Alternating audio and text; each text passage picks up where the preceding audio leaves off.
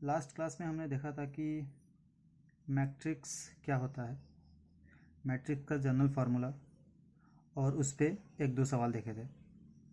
अभी मैं रिप्रेजेंट कर रहा हूँ जनरल फॉर्म ऑफ मैट्रिक्स, जहाँ पे A11 से 1n तक है। मान लेते हैं कि इसका ऑर्डर m क्रॉस n है, जिसमें m रोज होंगे और n कॉलम्स होंगे। ठीक है, देखो टाइप्स ऑफ मैट्रिक्स बनेगा कैसे। टाइप ऑफ मैट्रिक्स इसी में से कुछ पे कंडीशन लगेगा तो एक अलग तरीके का मैट्रिक्स निकलेगा। जैसे मैं बोलूँ कि कॉलम मैट्रिक्स क्या होता है, जैसे नाम से ही कंफर्म होता है कि कॉलम मैट्रिक्स एक कॉलम होना चाहिए। मतलब एक कॉलम अगर उठा लेते हैं तो इसको क्या बोलेंगे, कॉलम मैट्रिक्स। इसी जनरल फार्मूले में से सारा कुछ आएगा। कॉलम मैट्रिक्स हो गया। रो मैट्रिक्स का डेफिनेशन क्या होना चाहिए कि एक रो हो, या फिर स्क्वायर मैट्रिक्स का जहाँ पे जितने नंबर ऑफ कॉलम है उतने नंबर ऑफ रो हो। डायगोनल क्या है, ये सारी चीज़ें हम देखने वाले हैं। सबसे पहले देख लेते हैं कि कितने टाइप के मैट्रिक्स होते हैं। मैट्रिक्स को हिंदी में आव्यूह बोलते हैं, आव्यूहों के प्रकार। ठीक है, देखो पहला क्या है कि कॉलम मैट्रिक्स। कॉलम मैट्रिक्स, ठीक है, जिसको हिंदी में स्तंभ आव्यूह बोलेंगे। रो मैट्रिक्स है, स्क्वायर है, diagonal, scalar, identity matrix, zero matrix.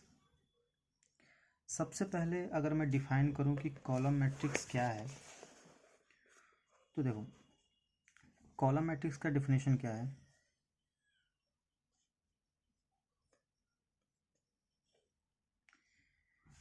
इसका डिफिनेशन ये है कि ओनली वन कॉलम। रो के बारे में कुछ ऐसा डिटेल दिया नहीं है, मतलब रो कई हो सकते हैं, फाइनाइट होने चाहिए, काउंटेबल होने चाहिए, और कॉलम एक ही होना चाहिए। तो क्या क्या एग्जांपल बन सकता है, क्या मैं मैट्रिक्स बना सकता हूँ ऐसा AIJ जहाँ पे m क्रॉस 1 हो, क्योंकि 1 क्या रिप्रेजेंट करता है, कॉलम। तो कॉलम कितने होने चाहिए, 1। तो ऐसे ऑर्डर में बता सकता हूँ कि ऐसा भी मैट्रिक्स निकलेगा जिसका या फिर 2 क्रॉस 1, या फिर कोई मैट्रिक्स B हो 3 क्रॉस 1। 1 कांस्टेंट रहेगा, वेरिएबल यहाँ पे रो हो जाएगा। समझ में आ रहा है। इसका एग्जांपल देखें तो जैसे मैं बनाना चाह रहा हूँ अगर 3 क्रॉस 1 मैट्रिक्स, ठीक है। 3 क्रॉस 1 से समझ आता है कि अगर ऑर्डर मुझे दिया है 3 क्रॉस 1, तो इसमें से रो कितने हैं और कॉलम कितने हैं। देखो रो 3 है, कॉलम 1 है। कैसे बनेगा, एग्जाम्पल देखते हैं। 3 रो 1 कॉलम। तो रो में मैंने बताया था कि लेफ़्ट से राइट जाते हैं तो उसको रो बोलते हैं, और ऊपर से नीचे आते हैं तो कॉलम बोलते हैं। 3 रो मतलब कि, या फिर 2 3 4 बोल दें, कॉलम एक ही होना चाहिए। तो ये 3 क्रॉस 1 का एक कॉलम मैट्रिक्स हो गया। ठीक है, ऐसे ही 4 क्रॉस 1 का बना सकते हैं, 10 क्रॉस 1 का, बट 1 इज़ कांस्टेंट। 1 चेंज नहीं होगा। 1 चेंज हो जाएगा तो कॉलम मैट्रिक्स ही नहीं होगा। ठीक है, कंडीशन क्या है कॉलम मैट्रिक्स की, कि कॉलम एक हो, एक ही कॉलम हो, but number of rose can be variable. मतलब 1 हो सकता है, 2 हो सकता है, 5 हो सकता है, 10 हो सकता है, n नंबर्स ऑफ हो सकते हैं, n नंबर्स हो सकते हैं, या फिर m नंबर्स हो सकते हैं, लेकिन ये फाइनाइट होने चाहिए, काउंटेबल होने चाहिए। ठीक है, इसमें कोई दिक्कत। सेकेंड टाइप का आता है कि रो मैट्रिक्स। रो मैट्रिक्स ये भी आसान है, जैसा कॉलम वैसा ही रो, बस डिफरेंस क्या होना चाहिए कि ओनली 1 रो, केवल एक रो। और इसमें क्या कंडीशन एक और आना चाहिए कि number of columns can be variable. Variable का मतलब ये है कि चेंजेबल, या तो 2 3 4 5 6 मतलब फाइनाइट नंबर हो सकते हैं, बट रो यहाँ पे एक होगा। जैसा कंडीशन कॉलम में वैसा रो में, बस चेंज ये हो रहा है कि कॉलम में कॉलम एक होगा कॉलम मैट्रिक्स में, और रो में रो एक होगा। एग्जाम्पल देख सकते हैं। एग्जाम्पल क्या क्या बना सकते हैं? 1 क्रॉस n, 1 क्रॉस n का जितने भी मैट्रिक्स आएंगे वो रो मैट्रिक्स होंगे। ठीक है, तो ऑर्डर लिख लेते हैं 2 3। 1 क्रॉस 3 या फिर 1 क्रॉस 10, 1 क्रॉस 12, तो ये मैट्रिक्स बन सकता है। मैं सिंपलेस्ट एग्जांपल देखूं 1 क्रॉस 3 का, तो कितने नंबर ऑफ रो? 1, मतलब लेफ्ट से राइट वाले कितने आने चाहिए? एक आना चाहिए, एक ही होगा। तो 2 3 4 ले लेते हैं, और कॉलम कितने हैं? 3। तो यहाँ पे एक रो मैट्रिक्स बन गया जहाँ पे रो एक है। नंबर ऑफ रो कितने हैं? एक ही है, but column can be variable. अगर मैं बोलता 1 क्रॉस 4 का बनाओ तो यहाँ पे कुछ और एलिमेंट होता। डिफरेंस है थोड़ा। तो कॉलम में हमने देखा कि कॉलम मैट्रिक्स में कॉलम एक होना चाहिए, रो मैट्रिक्स में रो एक होना चाहिए, बट कॉलम मैट्रिक्स में रो कैन बी वेरिएबल और रो मैट्रिक्स में कॉलम कैन बी वेरिएबल। ठीक है, तो अभी बात करते हैं कि स्क्वायर मैट्रिक्स। स्क्वायर मैट्रिक्स, ध्यान दें, स्क्वायर का मतलब क्या होता है कि जिसके, अगर मैं ज्योमेट्री की बात करूं तो स्क्वायर क्या होता है? स्क्वायर वही होता है जिसके सारे साइड इक्वल हो, यही होता है ना, अपोजिट साइड्स आर इक्वल। तो मैट्रिक्स के केस में अगर नंबर ऑफ कॉलम के बराबर हो जाए तो उसको क्या बोलेंगे? Square matrix. Number of column के बराबर हो जाता है तो उसको क्या बोलते हैं? Square matrix. रो को रिप्रेजेंट करते हैं m से, इसको n से, तो m बराबर n हो जाए तो ऐसा मैट्रिक्स जो निकल के आएगा, देखो सारा इसी में से आ रहा है। अगर मैं इतना कवर कर दूं 3 1, या फिर यहाँ पे होगा 2 3 3 3, तो इसका ऑर्डर देखो 3 क्रॉस 3 है। जनरल फार्मूले में से ही सारे मैट्रिक्स निकल के आते हैं। ठीक है, अभी स्क्वायर मैट्रिक्स को थोड़ा सा और हम शॉर्ट करेंगे या फिर उसमें मॉडिफिकेशन करेंगे तो और तरह के, जैसे स्केलर मैट्रिक्स बन के आएगा, आइडेंटिटी आएगा, ज़ीरो मैट्रिक्स आएगा। ठीक है, सबका अलग अलग डिफिनीशन है। इसमें भी एक और है स्क्वायर मैट्रिक्स। देखो यहाँ पे 3 और 3 बराबर है, एक और है यहाँ पे, ये भी क्या है? एक स्क्वायर मैट्रिक्स है जहाँ पे ये 1 1 है, 1 2 है, 2 1 2 2, तो 2 क्रॉस 2 इसका भी एक ऑर्डर हुआ जहाँ पे रो कितने हैं? 1 2 1 2, मतलब 2 और 2 है, रो और कॉलम सेम है। ठीक है, यहाँ पे बात करो, अगर यहाँ पे बात करें तो स्क्वायर मैट्रिक्स में रो और कॉलम दोनों सेम होते हैं। तो इसका एग्जांपल देखते हैं क्या हो सकता है।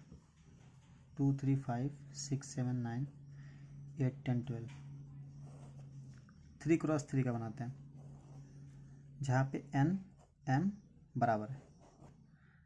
तो ऐसा मैट्रिक्स क्या होगा? एक स्क्वायर मैट्रिक्स होगा। स्क्वायर क्यों? क्योंकि नंबर ऑफ रो की काउंटिंग कर लेते हैं, 1 2 3, नंबर ऑफ रो कितने हैं? 3 है। कॉलम कितने हैं? 1 2 3, नंबर ऑफ कॉलम्स कितने हैं? 3 है। सो ये चीज़ अगर कहीं भी ऐसा जिक्र मिलता है तो हम जान सकते हैं कि ये स्क्वायर मैट्रिक्स है। अब इसमें से ही क्लासीफाई करेंगे, देखो कैसे। एक स्क्वायर मैट्रिक्स को मॉडिफाई करके तीन तरीके से क्लासिफाई कर सकते हैं। जैसे एक डायगोनल मैट्रिक्स को, या फिर आइडेंटिटी मैट्रिक्स, या फिर स्केलर मैट्रिक्स। ठीक है, जैसे यहाँ पे देखा था हमने, डायगोनल मैट्रिक्स को बोलते हैं हिंदी में विकर्ण अवयव, स्केलर को अदिश अवयव, आइडेंटिटी को तत्समक अवयव, और जीरो मैट्रिक्स को शून्य अवयव। ठीक है, डायगोनल मैट्रिक्स भी एक स्क्वायर मैट्रिक्स का पार्ट है। ध्यान से सुनो, यहाँ पे ध्यान देने वाली बात है। डायगोनल मैट्रिक्स भी एक स्क्वायर मैट्रिक्स का पार्ट है, आइडेंटिटी मैट्रिक्स भी है, और स्केलर मैट्रिक्स भी है। डिफरेंस क्या है? डिफरेंस समझने के लिए सिंपल सी बात है कि सबसे पहले जान लेते हैं डायगोनल क्या होता है। देखो, ज्योमेट्री में डायगोनल तो, अगर ज्योमेट्रिकल बात करूँ तो या फिर ये हो जाएगा या फिर ये हो जाएगा, एक स्क्वायर का डायगोनल, या फिर ये या फिर ये। ध्यान से देखो, बट मैट्रिक्स में डिफाइंड किया गया है कि डायगोनल वही होगा जिसके आई और जे बराबर होंगे, 3 3, या फिर ये 4 4, ऐसे A N N N N तक जाएगा। क्वेश्चन ये है कि जैसे मैं इस एग्जाम्पल को देखूं, इस एग्जाम्पल की बात करूं, तो मैं बताता हूं 3 4 5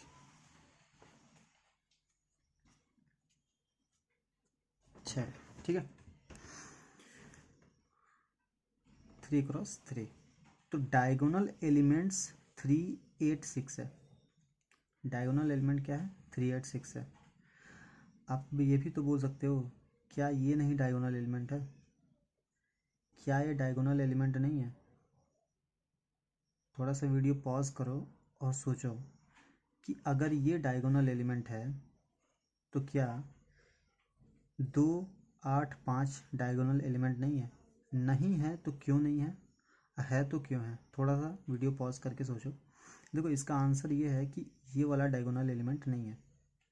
क्यों? क्योंकि डिफाइंड जो डिफिनीशन है मैट्रिक्स का, वो ये बोलता है कि A11 A22 A33 में जितने एलिमेंट आएंगे, ठीक है, वही एक डायगोनल मैट्रिक्स होंगे, या फिर वही डायगोनल के एलिमेंट्स हैं। तो डायगोनल में कौन कौन आएगा? ये कौन सा पोजीशन है इसका? A11 है, इसका A22 है, A33 है, इसका A22 है, इसका A33 है। ठीक है, बट इसका जो पोजीशन है वो कहाँ पे है? 1 3 पे है। इसका कहाँ पे है? ये 2 2 तो मिल गया, लेकिन ये वाला कहाँ पे है? 3 1 पे। तो इसको हम डायगोनल एलिमेंट नहीं बोलेंगे, या फिर ये इस मैट्रिक्स का डायगोनल नहीं है। ठीक है, कॉन्सेप्ट क्लियर करो पहले कि डायगोनल होता क्या है।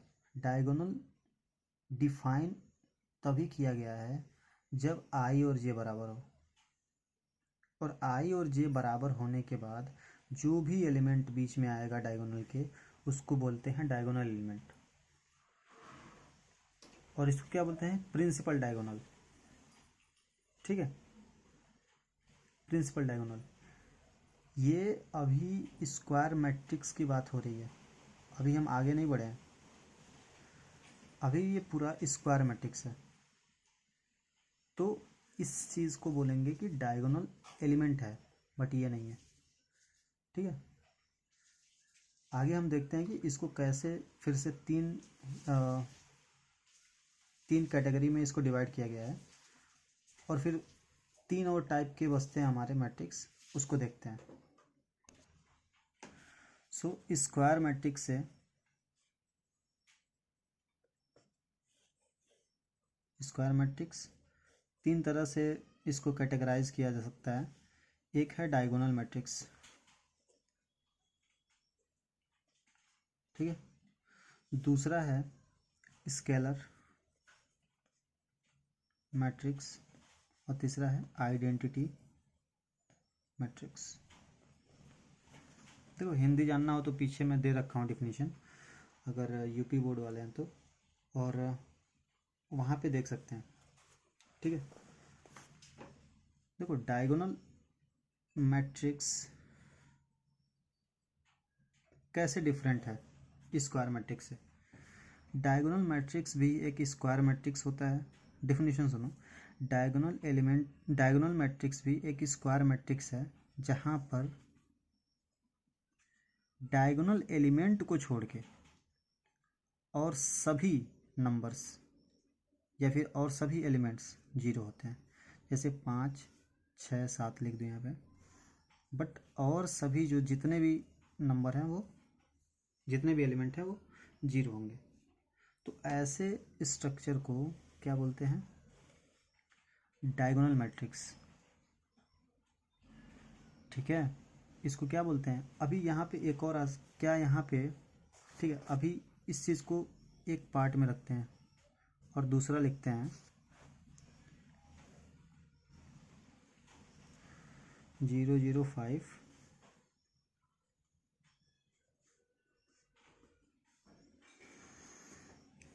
क्वेश्चन ये है कि क्या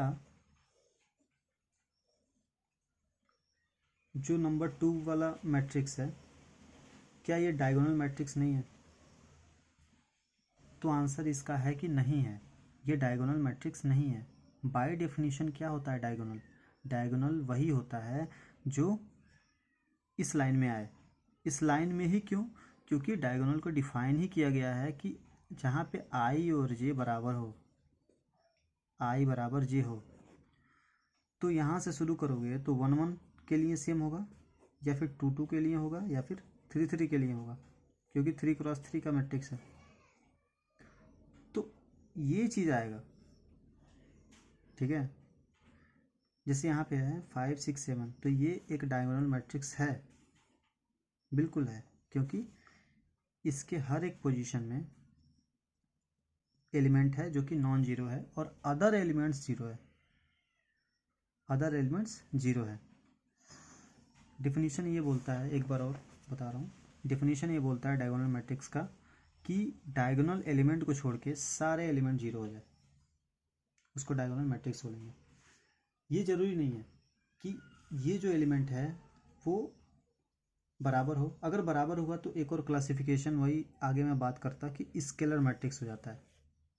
अगर डायगोनल एलिमेंट इक्वल हो जाता है तो वो स्केलर मैट्रिक्स हो जाता है। ठीक है, या फिर कोई स्केलर होता है, या अगर यहाँ पे 4 होगा तो तीनों जगह 4 होगा, अगर ऐसा कंडीशन मिलेगा तो स्केलर मैट्रिक्स हो जाएगा। तो आई होप डायगोनल मैट्रिक्स में कोई दिक्कत नहीं होगा। और अभी देखते हैं कि स्केलर मैट्रिक्स क्या है। थोड़ा सा डिफरेंस है स्केलर मैट्रिक्स।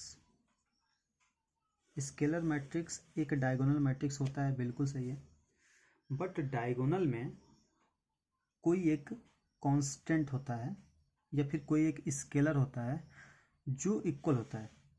बट यहाँ पे क्या है कि कुछ भी हो सकता है। तो एक सवाल उठता है कि क्या स्केलर मैट्रिक्स डायगोनल मैट्रिक्स हो सकता है?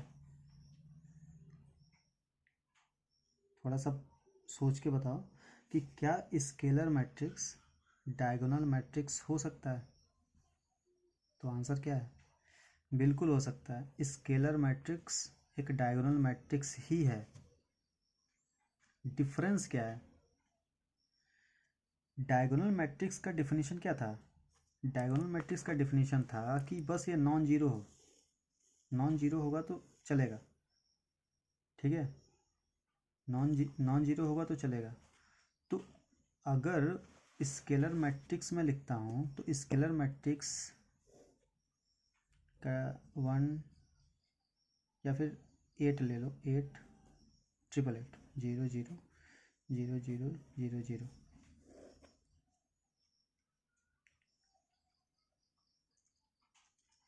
स्केलर मैट्रिक्स जिसमें डायगोनल एलिमेंट नॉन जीरो हो और इक्वल हो। तो पहला कंडीशन तो सेटिस्फाई कर गया ना कि नॉन जीरो अगर है तो डायगोनल मैट्रिक्स है, बट अगर नॉन जीरो है और डायगोनल एलिमेंट इक्वल हैं तो स्केलर मैट्रिक्स है। अगला कैटेगरी है आइडेंटिटी मैट्रिक्स का। आइडेंटिटी मैट्रिक्स का दो कंडीशन है,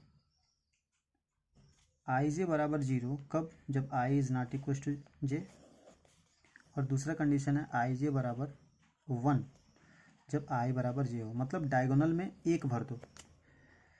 आइडेंटिटी मैट्रिक्स में अगर डायगोनल में एक भर दिया जाए, ठीक है, ये सारा स्क्वायर मैट्रिक्स का ही पार्ट है।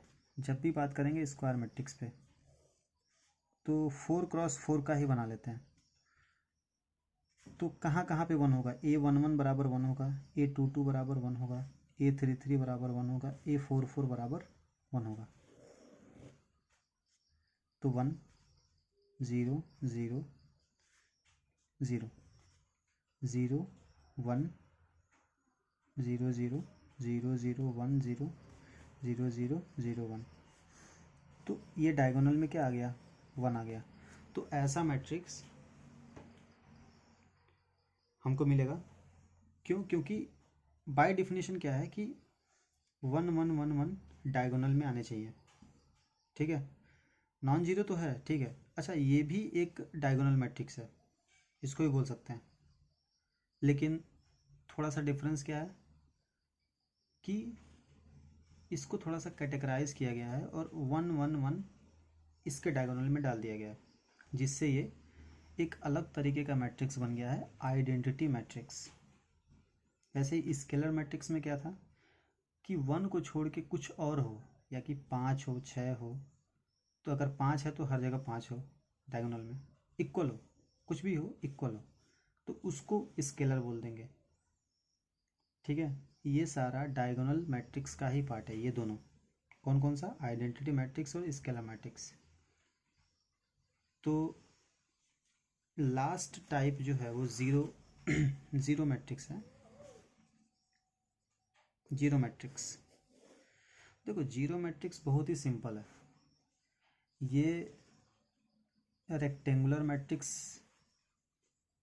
में भी काम आएगा, या फिर रेक्टेंगुलर मैट्रिक्स में भी डिफाइन होता है, या फिर स्क्वायर मैट्रिक्स, दोनों में होता है। कैसे, देखो ज़ीरो मैट्रिक्स में कुछ नहीं,